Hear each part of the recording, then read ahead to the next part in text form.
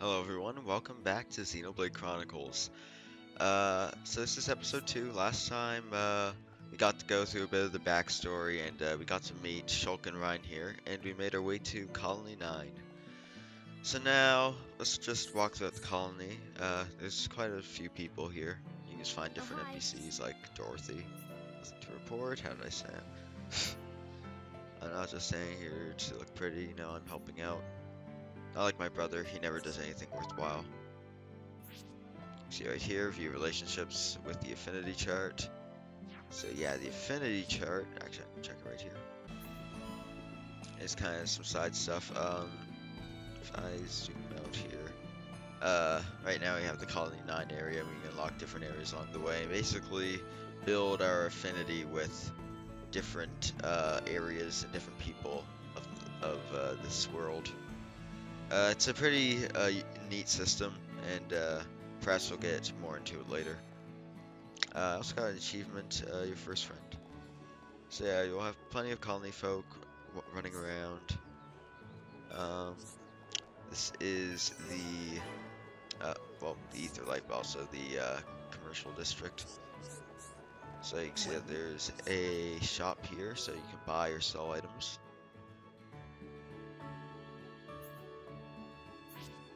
Oh, yeah, just telling you about that. So right now you can see that you can buy certain weapons. Ryan will use these. We don't have a character that uses defense knives yet. Different armor pieces, and also art books, which can be used to further upgrade some of your arts that your characters have learned. But right now, I don't think we really need anything. So you can probably just keep making our way through here. So lots of different stuff going around. Also, you can see here, this is the first Napon I think we've had the chance to meet. They're another kind of species that habit the bionis like Homs. They're also... So basically Homs and Napon live together. And you'll probably learn more about the lore of Napon throughout the story of this game.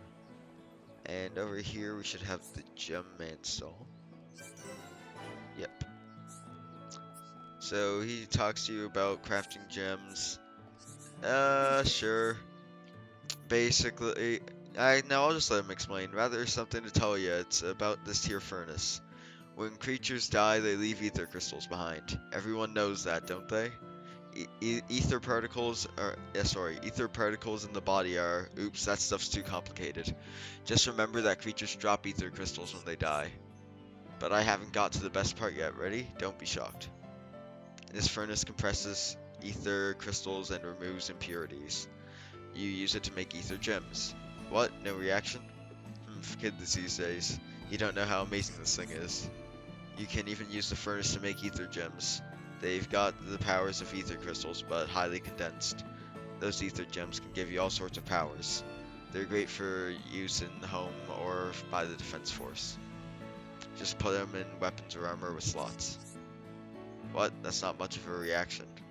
Never mind, it'd probably be quicker for you to just try it. If you want to give it a try, just put gems in your weapon slot. That weapon of yours will do fine.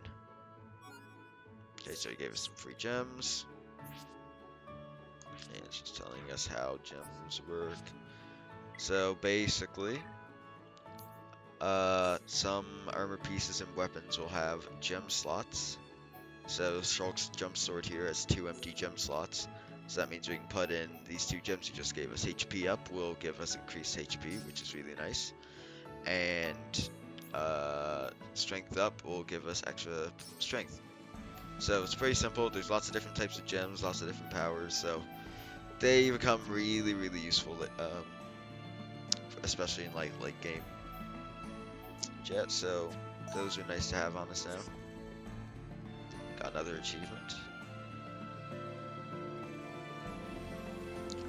There's someone with a quest here, so I was thinking about it, but I'm not gonna be 100%ing the game, cause mainly it would take way too long.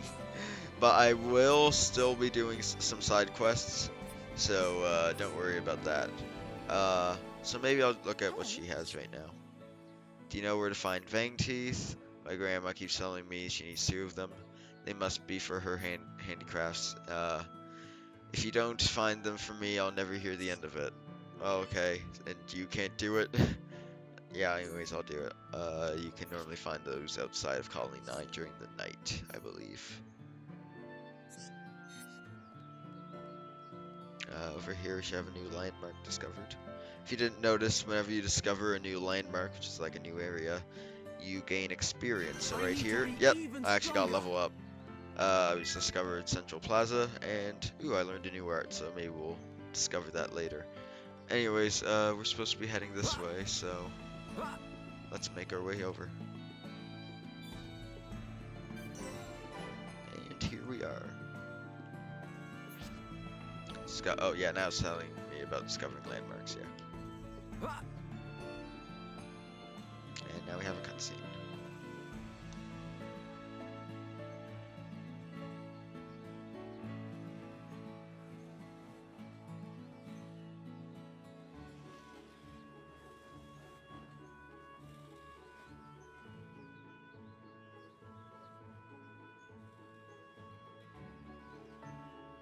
You idiots! What the hell are you playing at? Uh-oh. The Colonel's gonna explode. Crashing the mobile artillery into a house. How long have you been in the force? Sorry, sir. It's just that we were trying to go as fast as we could, like you ordered. But it's impossible to get back to the military district in only 40 seconds. I don't want any excuses. Champions don't whine, they win. Yes, sir. You're a disgrace to the uniform. Are you forgetting the shame you brought on this force during joint maneuvers with Colony 6? Stick your back into it, maggots! Move it! Yes, sir. Get the artillery back to the military district, double time! Then I want 1,000,000 press-ups from both of you, and you better not stop until your biceps explode! Colonel, we can't move the artillery. What? You better give a damn good reason why. Sir, the impact of the crash damaged the ether conduction cable. The ether fuel proceeded to leak out, and now the cylinder is empty. Well, change the cylinder then! Can't you even do something as simple as that? The auxiliary cylinders have all been used up. It'll be 3 days until more come in, sir. I told you to keep a stock of fuel in reserve! Sorry, sir. You're nothing but slackers! Same old Colonel. At this rate, the men will all be dead before they see any action.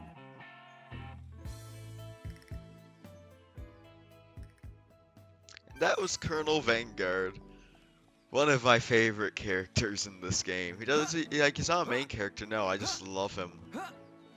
Okay, so now you can kind of see the fun that this game likes to have. Anyways, there's some Defense Force soldiers here, some quests.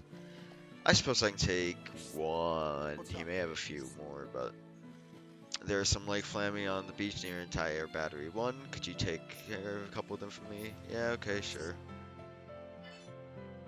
Even though you're in the Defense Force and you're asking citizens to do it for you. Okay, anyways, he has some baby armies. I'll just take them because I can do them later. And I think he has another one, yep. So, there's a lot of generic quests, but trust me, there's some very, there's a lot of more interesting and unique quests in this game, so those will hopefully be fun to do later. And we have another one here from the Snop-on here. Me run out of materials for my research, but too busy to go get more. Friends maybe get for me?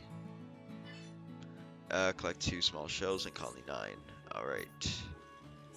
Crabble's always dropping them. Okay, so let's make it to our destination here.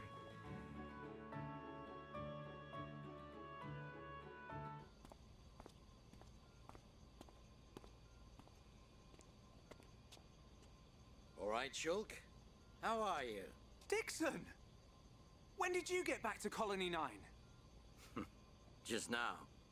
I see you've been busy. Looks like your Monado research has been going well. I made the right choice leaving you in charge. Your research notes really helped.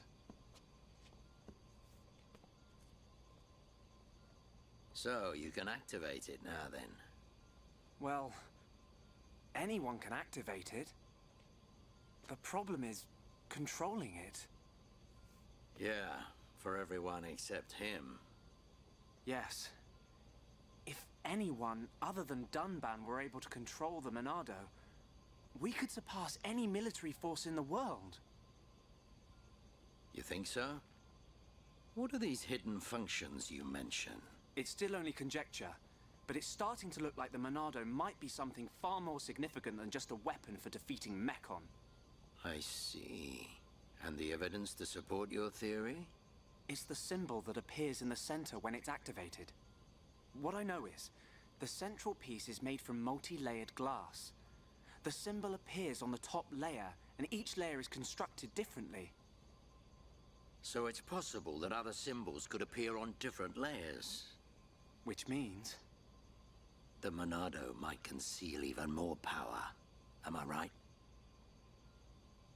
if we could just unlock the Monado's power. Dunban! Dunban! Prioritize the most severely injured! Come on, get a move on! Dunban! Don't look like that. I haven't gone yet. Shulk.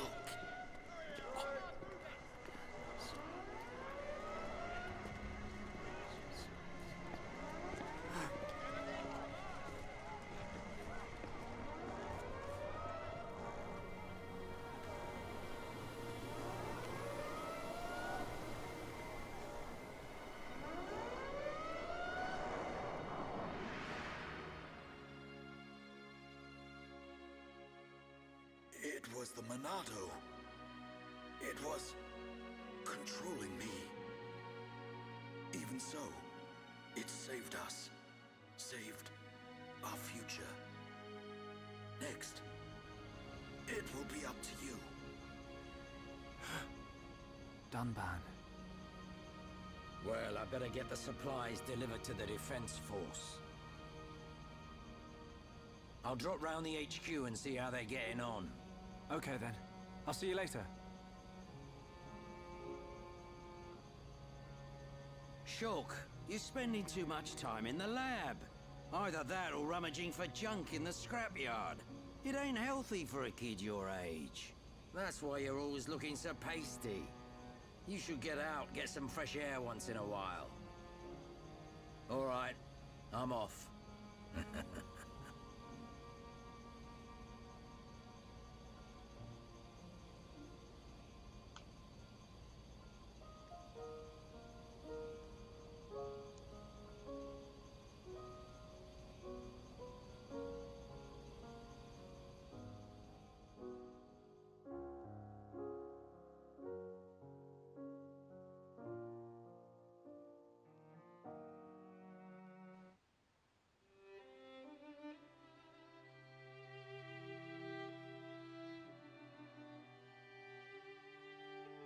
Dunban, are you awake yet?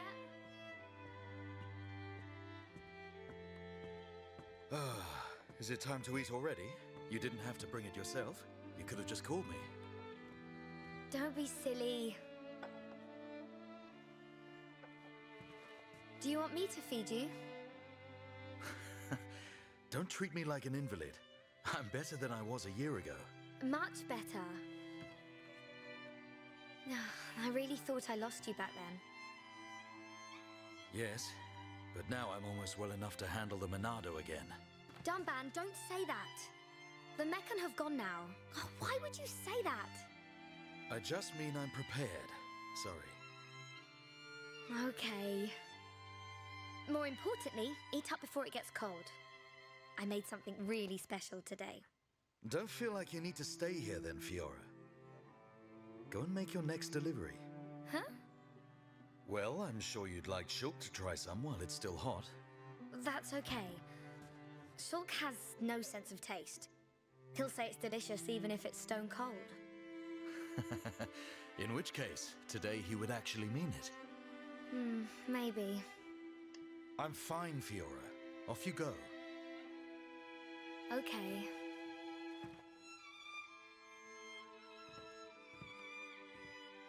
Dunban, thanks.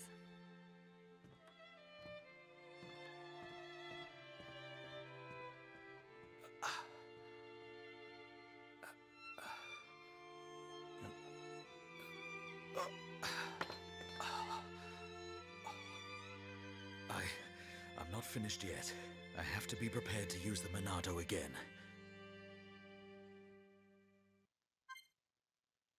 And now we're playing as Fiora. So now we have the quest. Fiora has made something special for Shulk. Take 10 before it gets cold. So yeah, we're going to want to find Shulk. He's talking to us about story quests. The quest icon will be displayed until the story quest is complete. So let's just walk outside. Hey, Fiora. Dixon! Looks like you're in a hurry. Where are you off to? I just thought I'd take Shulk some food. I'm on my way to the lab. Shulk's not there right now. Really? I just sent him out to get some fresh air. You know where he'll have gone. Outlet Park. That's the one. Okay. Thanks, Dixon.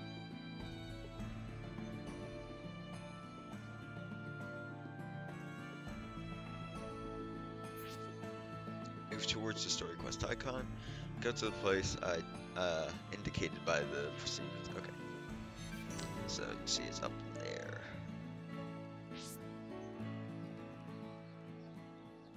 So let's make our way. Outlook Park is over here, so we'll take this path to Fiora. Now, earlier in the shop, I showed you that there were these knives weapons, and that's what Fiora uses, so that's why I said that. Currently, we could not make any use of those, but now we have Fiora, and hopefully she'll join the Shulkin Rhine soon enough. Grab some collectibles here, and make our way up the staircase.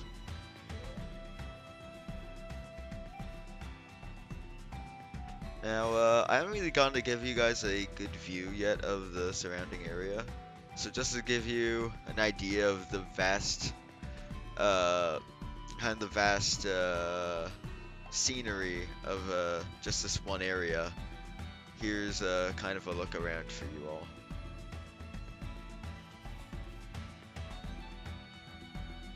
So there are these giant cliffs that just encircle this entire area.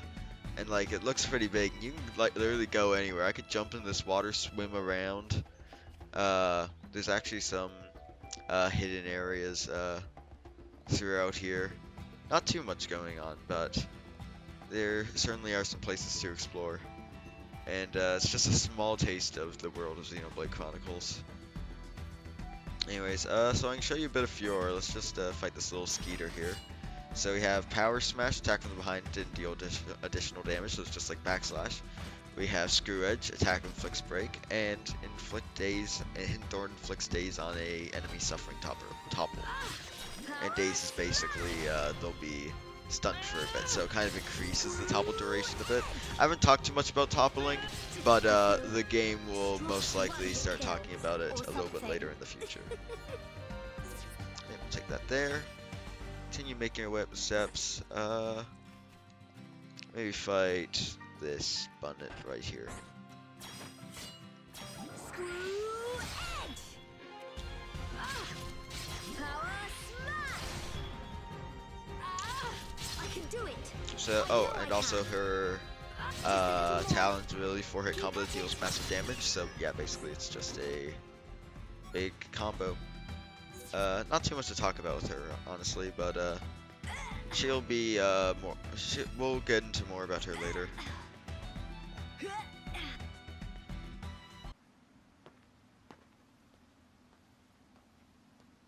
The Monado. It's the only sword that's effective against the Mechon armor. They say that before time began, it was wielded by the Bionis. The same Bionis that we all live on.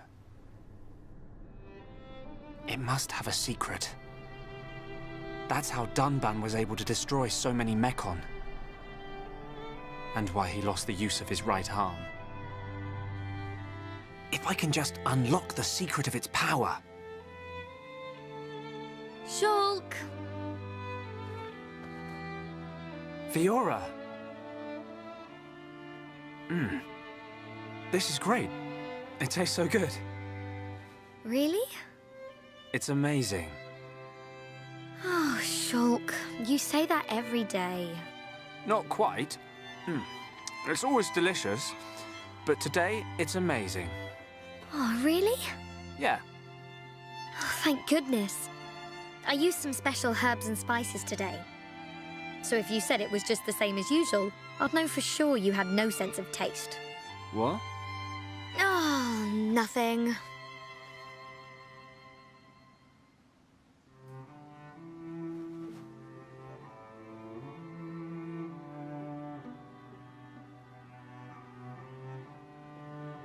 Ah, the breeze feels so good. Yeah. I'd forgotten what it feels like. I never thought it could be so quiet here. You're spending too much time with Ryan. You're getting used to all the noise he makes. Yeah, maybe.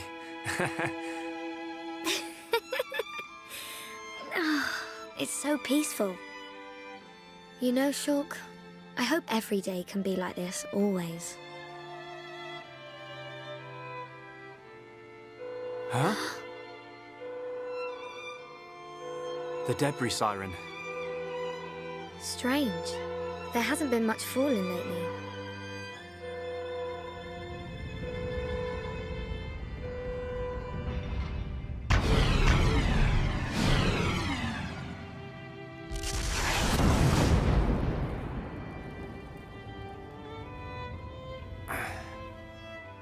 There might be more on the way. The anti-air batteries can't protect us out here. Let's get back to the lab. Okay.